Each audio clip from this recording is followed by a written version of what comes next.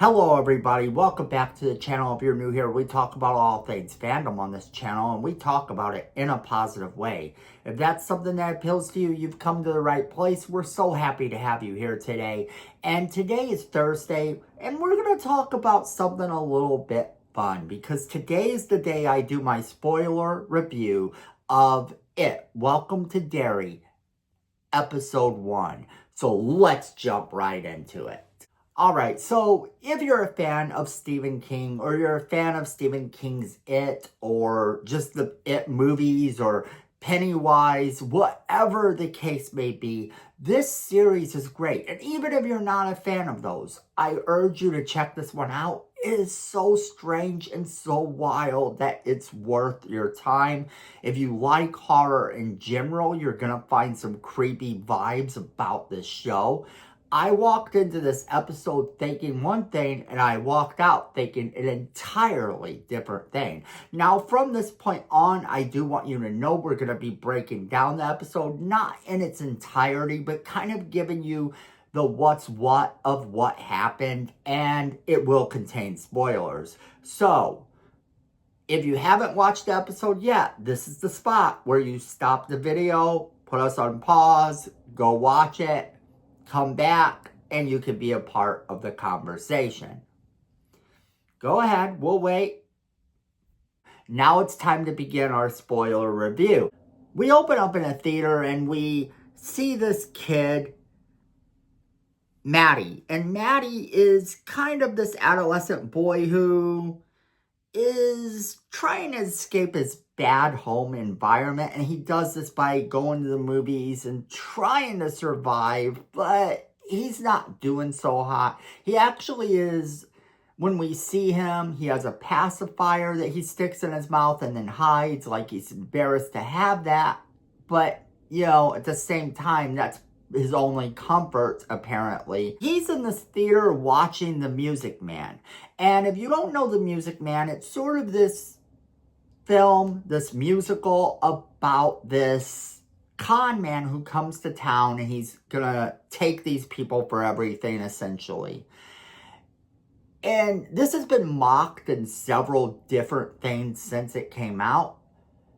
It's been parodied in The Simpsons and other things, but there's a reason for it. As an old musical, it's become a classic. And if you haven't seen it and you are okay with watching musicals, you should check it out.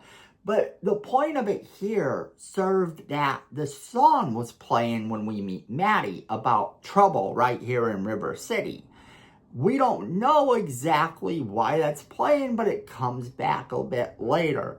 So what ends up happening is he's caught by the usher, who says that this is the last time he's letting him sneak in and all this. He needs to get out of here. He runs off. He's helped by this one little girl. Well, what ends up happening then is he escapes out of there, and he gets into the car. He's hitchhiking. He gets into the car with this family that's so traditional looking. This family's just the average sweet family. You have the pregnant mom, the dad, the teenage daughter, and the young son. Now, the young son, they're so proud of. They love this kid so much. He's so smart. He can spell so well. It's great. And the more they talk, the more creepy stuff begins to come out of their mouth. Until all of a sudden, she gives birth to this creepy little demon baby with one wing. He's sort of all icky looking, and he's flying around, and Maddie's trapped. Maddie ain't getting out of here. Then we meet his friends, or rather these nerdy kids that actually knew him. They're not really his friends, but they're a bit odd themselves. You have Teddy, who's kind of this, I guess he's a dreamer a little bit. He's a strange little kid as well, because he actually blames himself for what happened, even though there was really nothing he could do. And then you have Phil, who's kind of this conspiracy theorist type of kid. At least that's what he would be in the modern era. He has all these strange ideas and thoughts, and he's kind of a fun kid, though, a really interesting character. Now, I saved the one we met first for last because that character actually has a little bit of an interesting story for her as well. That's Lily. Lily is an outcast because her father died in this really weird way. And basically, he got put in pickle jars. And you can't make this stuff up. So she opens up her locker and there's all these pickle jars. These kids took the time to actually put all these pickle jars in her locker just to mock her. But she wants to have a normal life, but she's also struggling to forgive herself for hurting Maddie's feelings before he disappeared. And we start to kind of follow her as she hears Maddie from the bathroom pipes.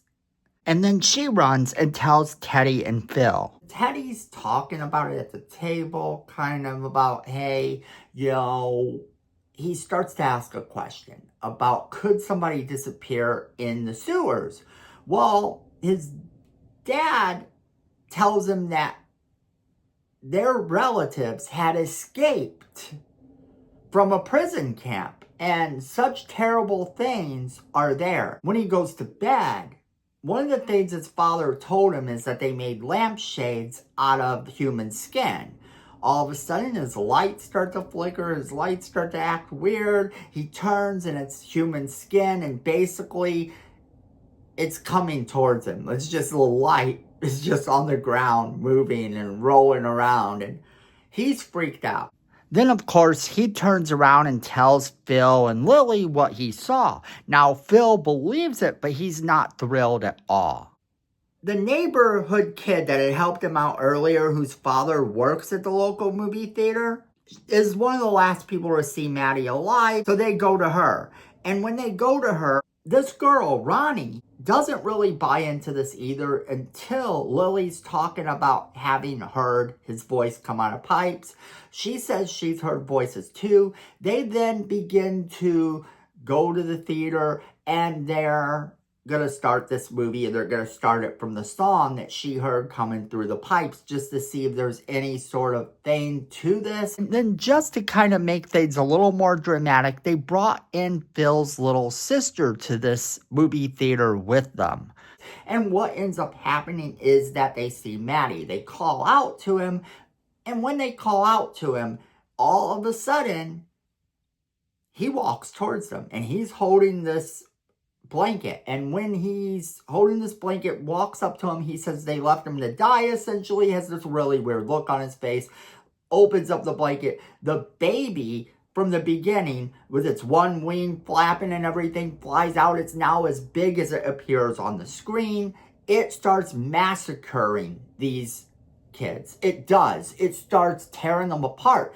And we're watching the people we thought we were following this entire time, that we're going to be the new Losers Club, get butchered before our eyes. But then the thing is, Lily runs out, and Lily and Ronnie are the only ones left. Now, here's the thing about that. There was this whole side thing that was happening that's going to play a much larger part of the story as time progresses. We get to see Mike Hanlon's relative come into the picture, and he is in the Air Force, and he's got to sort of embody his role. He's a leader in the Air Force, but this is a time when there was a little bit of racism going on. He has the power, but at the same time, he doesn't have that level of respect.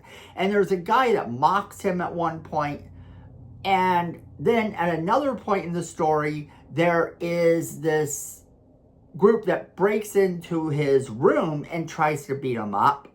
So you have that story going on. But the cool thing about that is that we also have Halloran from The Shining in this series. He's a blink and you miss it in this episode, but really, honestly, he will play a big part as we progress in the story as well. So that was one thing that they did. Now, the other Easter eggs that I noticed is that they have a turtle that's given to Lily by Maddie in the beginning when he's trying to kind of woo her, sort of romance her. He's given her this turtle.